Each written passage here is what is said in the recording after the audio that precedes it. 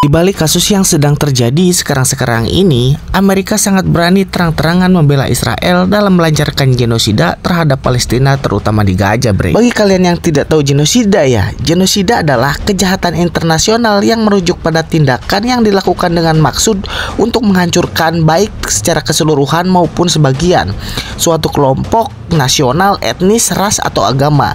Tindakan genosida ini berupa pembunuhan anggota kelompok, menyebabkan cedera fisik atau mental yang serius, memaksakan kondisi kehidupan yang dapat menyebabkan kehancuran fisik, mencegah kelahiran dalam kelompok, atau memindahkan paksa anak-anak kelompok tersebut ke kelompok lain. Padahal hampir semua anggota PBB mendukung kemerdekaan Palestina dan harus segera melakukan gencatan senjata secara permanen. Pada sidang umum PBB yang digelar di New York, Amerika Serikat, para pemimpin negara seperti Presiden Indonesia, Prancis, Kolombia, dan Turki menyuarakan keinginannya agar Israel segera berhenti untuk melakukan tindakan genosida ini. Bahkan dalam pidatonya, Presiden Kolombia menyebut PBB merupakan dewan genosida karena PBB tidak ada fungsinya dalam upaya perdamaian Palestina dengan Israel.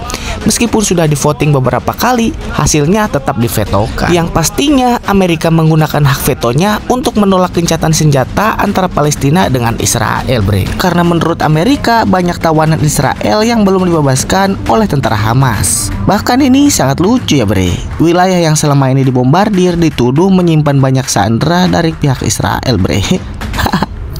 Kalian sadar gak, bre, kalau ini adalah propaganda dari Mama Rika?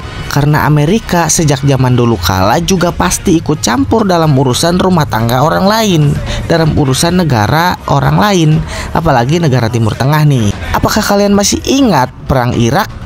Propagandanya Amerika menuduh Irak telah memiliki weapons of mass destruction atau senjata pemusnah massal, bre, yang disembunyikan katanya. Dan di sini juga mereka ingin meruntuhkan pemerintahan Saddam Hussein yang dinilai sadis, yang membantai suku Kurdi katanya. Nah, propaganda seperti ini yang sering dibuat Amerika, bre. Padahal pasca Saddam Hussein ditangkap dan dieksekusi pun mereka tidak menemukan bukti bahwa Irak mempunyai senjata pemusnah massal. Pada intinya, Amerika ingin menguasai sumber daya minyak yang menjadi penghasil minyak terbesar di dunia saat itu. Kemudian kasus Iran baru-baru ini, lewat tangan Israel, Iran dituduh sedang mengembangkan senjata nuklir dengan beralasan Iran telah melakukan pengayaan uranium sampai 90% untuk dijadikan senjata nuklir. Padahal jumlahnya jauh di bawah itu, bre. Tak ada bukti di dalamnya sampai perang terjadi antara Israel dengan Iran. Padahal intinya Amerika ingin menumbangkan pemerintahan Ayatollah Ali Khamenei yang diyakini mengancam pergerakan Amerika di tanah Timur Tengah, bre. Licik kan ya, licik ya. Sebelum itu juga banyak catatan Amerika dalam keikutsertaan mencampuri urusan negara lain, bre.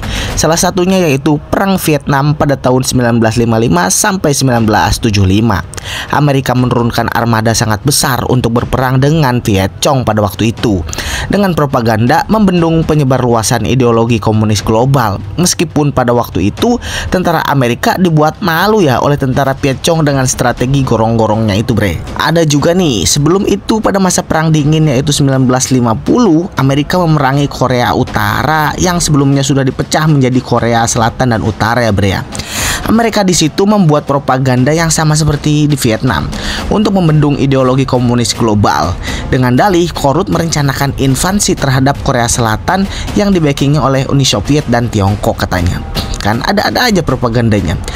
Pada perang itu banyak media bungkam banyak pembantaian yang dilakukan Amerika bahkan pada rakyat sipil, bre. Dengan menjatuhkan bom-bom yang sangat banyak, bahkan pada penyerangan itu merupakan bom yang paling banyak dijatuhkan oleh Amerika selama perang, yaitu 635.000 ton bom. Ada senjata kimia, ada bom napalm yang dijatuhkan 32.557 ton. Bagi kalian yang belum tahu bom napalm, bom ini bisa memuntahkan cairan yang tidak padam meskipun terkena air, bre, dan akan membakar korbannya dari kulit sampai ke dalam tulang mereka. Jadi ini sangat-sangat kejam, bre. Amerika selalu menggaungkan hak asasi manusia, padahal pada faktanya dialah yang banyak melanggar itu, bre, aslinya. Banyak fakta sejarah yang dilenyapkan oleh mereka. Pada waktu itu Amerika hampir menguasai Korea Utara sepenuhnya. Tapi hal yang sangat mengejutkan terjadi. Tiongkok membantu Korea Utara dengan serangan membela diri. Karena pada waktu itu propagandanya yaitu membendung komunis dan Tiongkok berideologi komunis, sehingga mereka beranggapan jika Korea Utara berhasil dikalahkan maka target selanjutnya yaitu Tiongkok. Tidak mau menunggu lama, akhirnya Tiongkok pun masuk ke wilayah Korea Utara untuk ikut andil pada perang tersebut dan Amerika sampai mundur ke tengah wilayah, bre. Setelah kejadian itu, Korea Utara menganggap Tiongkok adalah pahlawan sekaligus sahabat bagi mereka, bre. Jadi kalian sekarang tahu kan kenapa Kim Jong Un sangat benci terhadap Amerika, bre. Mereka menyimpan traumatik yang sangat dalam dan dendam yang sangat membara. Negara sekecil itu memiliki nuklir dan sering melanggar hukum internasional. Itu semata-mata meluapkan dendam yang sangat membara yang telah dipendam berpuluh-puluh tahun, bre.